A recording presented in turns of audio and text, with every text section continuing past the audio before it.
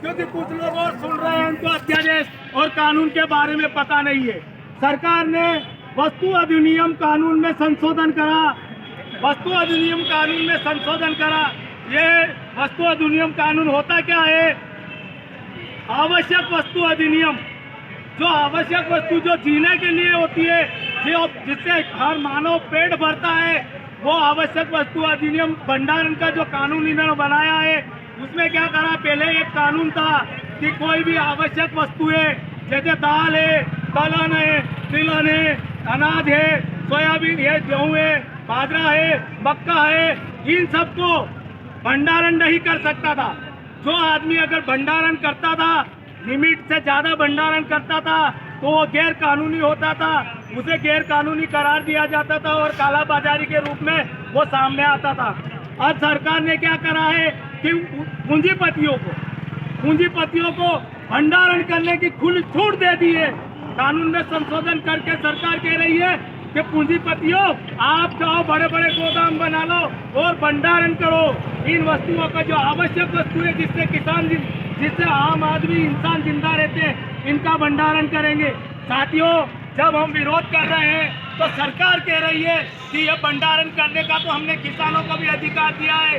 तो साथियों, एक बात ध्यान लगाकर सुनना कि पूंजीपति लोग जो हैं वो बड़े बड़े वेयर हाउस बना लेंगे, वेयर हाउस बना के उस सामान का भंडारण कर लेंगे, पर किसान के पास तो रहने के लिए घर नहीं है, वो अनाज का भंडारण कैसे करेगा? वो अनाज का भंडारण कर ही नहीं सकता।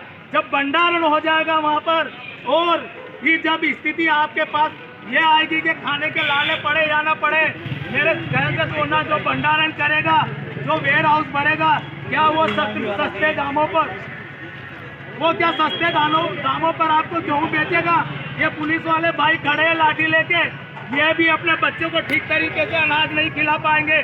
तब तक हम किसान लोग हर रोज अगर अनाज बेचने मंडियों में नहीं आएंगे तो वो भंडारण वाला सस्ते दाम पे अनाज नहीं देगा। वो सस्ते दाम पे अनाज नहीं मिलने की वजह से आम आदमी भूखा मर जाएगा।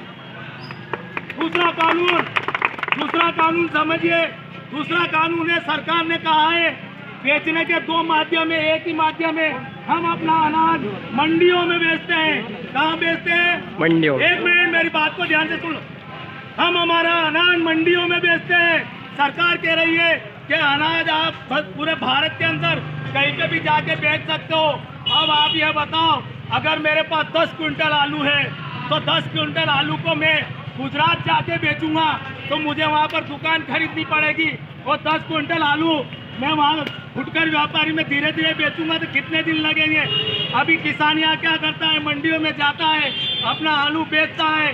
सरकार इन आड़तियों पर गलत निगाह लगा रही है। आड़ती क्या करते हैं, वो कम टैक्स, कुछ कमीशन के माध्यम से वो वहाँ पर खरीद लेते हैं, और कमीशन एजेंट बनकर खरीद के वो थोक व्यापारी, वो फुटकर व्यापारियों को तुरंत 10 क्विंटल आलू बेच देता है। इससे किसान को नुकसान हो रहा है। किसान इतना पैसा, अभी 94% किसान भारत देश के अंदर 94% किसान कम जमीन वाला है, जिसके पास एकड़, 2 एकड़, 3 एकड़ जमीन से ज्यादा जमीन नहीं है। मैं कह रहा हूं कि मेरे पास एक ट्राली भर के माल भी नहीं होता है, मैं गुजरात कैसे जाऊंगा बेचने के लिए? अगर वहाँ 10 दिन तक मैं अपना अनाज बेचने में रहूंगा तो घर पे दूसरा अनाज मुझे बोना है, वो कैसे बेच पाऊंगा? और फिर अगर किसान मंडियों में नहीं जाएगा, बंद कर देगा और बाहर बेचना शुरू कर देगा, तो साथियों, मंडी के कर्मचारी सब घर बैठ जाएंगे। मंडियां बंद हो जाएगी तो हेमाल घर बैठ जाएंगे। हेमाल घर बैठ जाएंगे तो वहां पर काम करने वाले छोटे बड़े लोग सब घर बैठ जाएंगे। और जिस दिन मंडी बंद हो जाएगी, मंडी बंद होते ही ये पूंजीपति लोग अपनी मनमानी करेंगे और किसान का अनाज औने पौने दाम में खरीदेंगे। किसान बेचारा कहाँ जाएगा?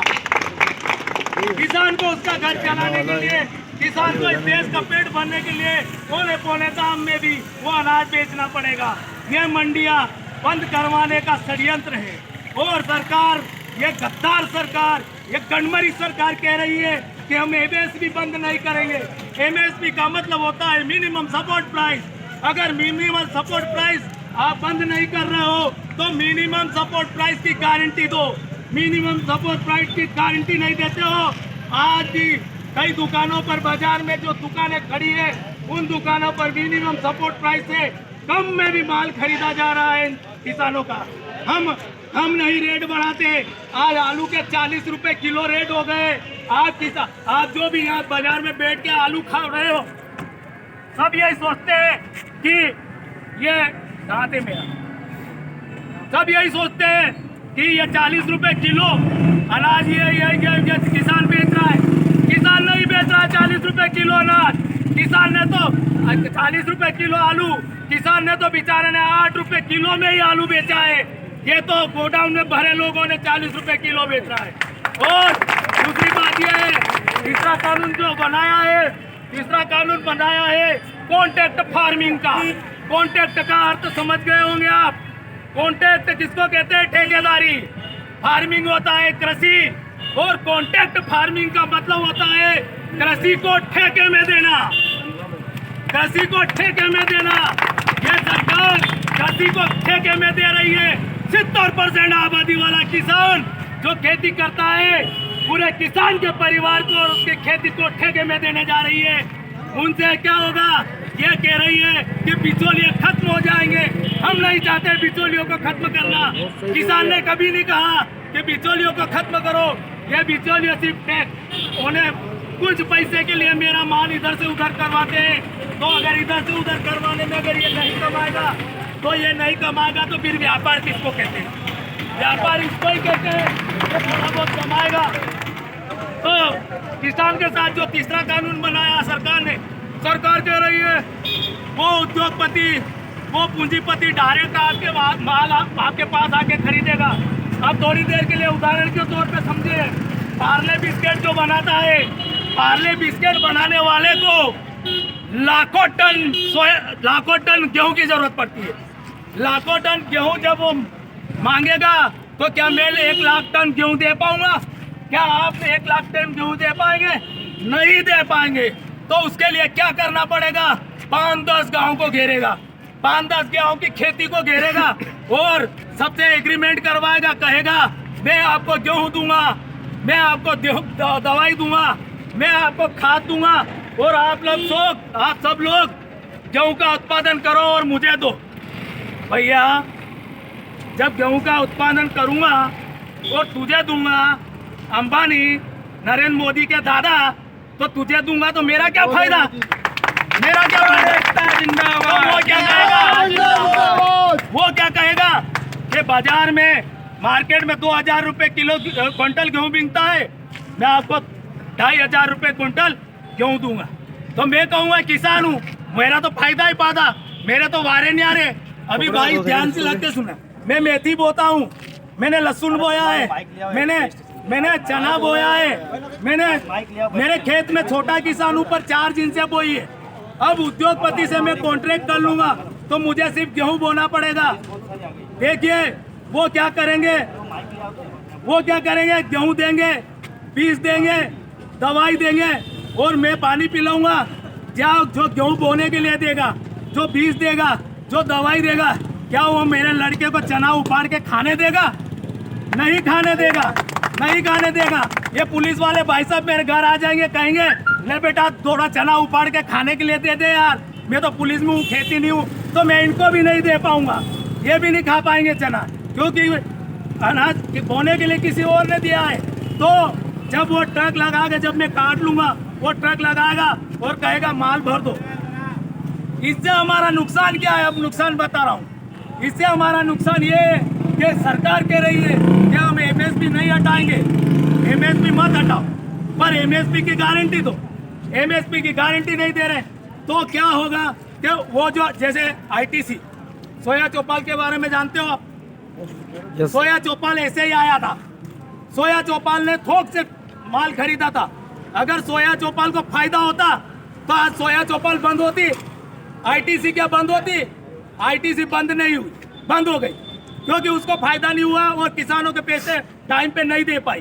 तो क्या उद्योगपति इतने सबका पैसा टाइम पे देगा? और नहीं देगा। जैसे ही अब 5 साल का मेरा एग्रीमेंट हो गया है, 2500 का एग्रीमेंट हो गया है, अब 3000 रुपए में मार्केट में गेहूं बिकेगा। कितना? पर मेरा एग्रीमेंट हो गया है 5 साल के लिए, तो मुझे तो गधा बन के काम करके उस एग्रीमेंट वाले को, ठेकेदार को 2500 रुपए में मेरा क्यों बेचना पड़ेगा? नुकसान किसका है? नुकसान मेरा है, किसान का नुकसान है। तो 5 साल तक मुझे बंधुआ मजदूर बनकर उसका काम करना पड़ेगा। ये बंधुआ मजदूरी वाली हो गई है। ये सरकार फिर हमको बंधुआ मजदूर बनाना चाहती है साथियों। जय जवान जय किसान। और अगर हम लोग जय जवान जय किसान। जय जवान जय किसान। हम लोग अगर इकट्ठा होके आंदोलन करेंगे कि भैया आप तो 3000 में खरीदो, तो वो कहेगा कि मेरी कंपनी घाटे में चली गई, वो बक के चला जाएगा।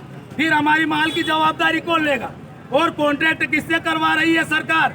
कॉन्ट्रैक्ट करवा रही है मंडियों के कर्मचारियों से।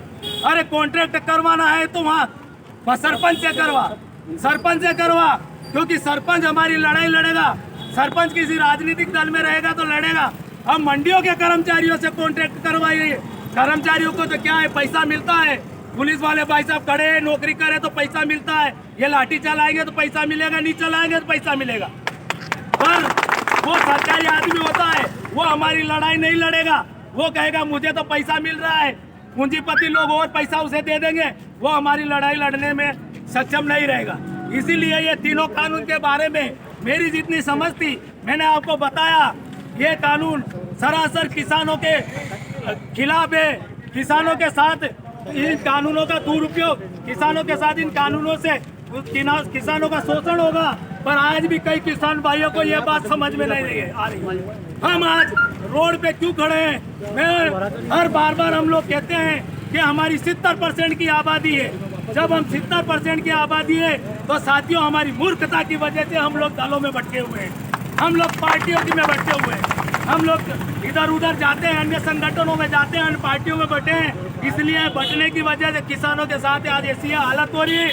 और आज कुछ किसान, बहुत सारे किसान ऐसे आह्वान कर रहे हैं। आज ये भारत बंद का आंदोलन, भारत बंद का कार्यक्रम इसलिए रखा गया है कि ये चूतिया सरकार कह रही है, वो साला गेंडा अमित शाह कह रहा है कि सिर्फ पंजाब हरियाणा वाले किसानों को ही नफरत झूठे। वो कह रहा है कि किसी को तकलीफ नहीं है इन कानून से। पर आज से ये मैसेज जाएगा।